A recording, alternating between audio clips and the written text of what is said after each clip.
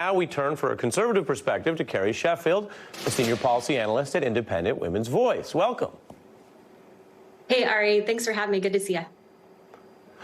Good to have you. I always tell folks it's good to hear from everyone. It's understandable during RNC week that we heard a lot more from Republicans. I think it's understandable. We've heard a lot more from Harris allies and fans this week.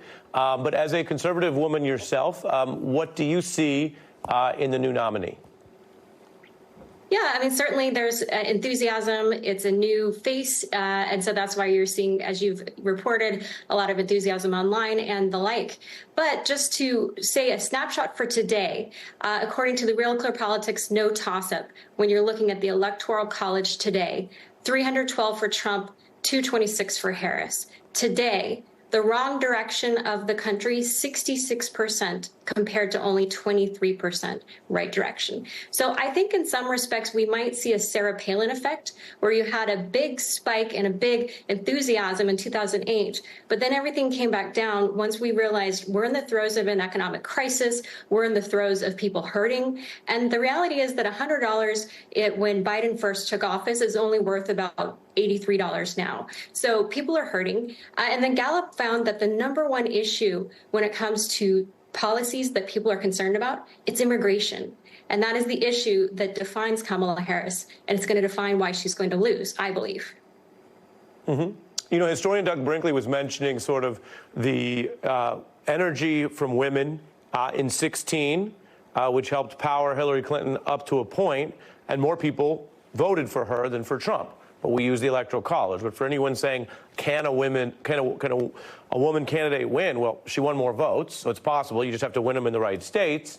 Peggy Noonan, who you know is a Reagan speechwriter, self-identified conservative woman, she's out with a piece this week talking about the revenge of the pantsuits and that maybe Harris can complete or even improve upon what Hillary had and doesn't have the sort of pseudo-dynastic baggage or whatnot. What do you think of that and that contrast to a Republican Party that does have some women candidates, had Nikki Haley do better than most of the male candidates except for the former president, but didn't put a woman on the ticket this year?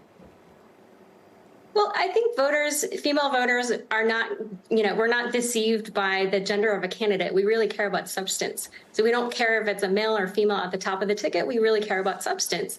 And again, when you're talking about substance, voters care about immigration. For the first time since 2001, you had a record number of Americans say that illegal immigration is a critical threat to the United States. That's according to Gallup. And then again, the economy is number two. So I think female voters, we care about the issues. We don't care about the personality.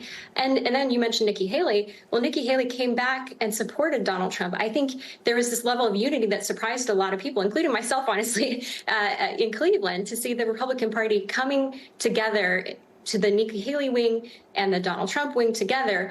I actually wonder whether the Democrats will be as unified because you're seeing a lot of negativity, especially among young people, around the Palestine issue. We just had people here in Washington, D.C. burning the American flag, yelling terrible slogans, and Kamala Harris is owning that. And I think you might see them in Chicago.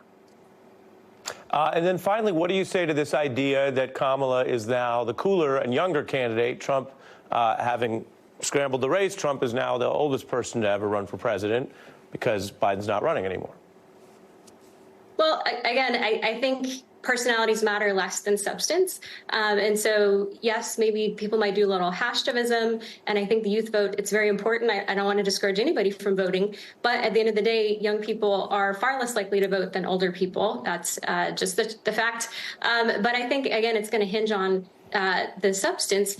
And even among Black voters, my friend Kelly Goff over at Daily Beast, she pointed out that among Black voters, the gap between Obama versus Harris is striking. So negatives for Obama among Black voters, this is according to a very recent poll, it might be scrambled now with the dynamic changing, but Black voters disapprove of Obama only by 10%, but 22% disapprove of Harris. And so I think you're going to see a lot of swing among voters, and we see this especially with Black men going for conservative. So the race is all up in the air right now. Everything's scrambled.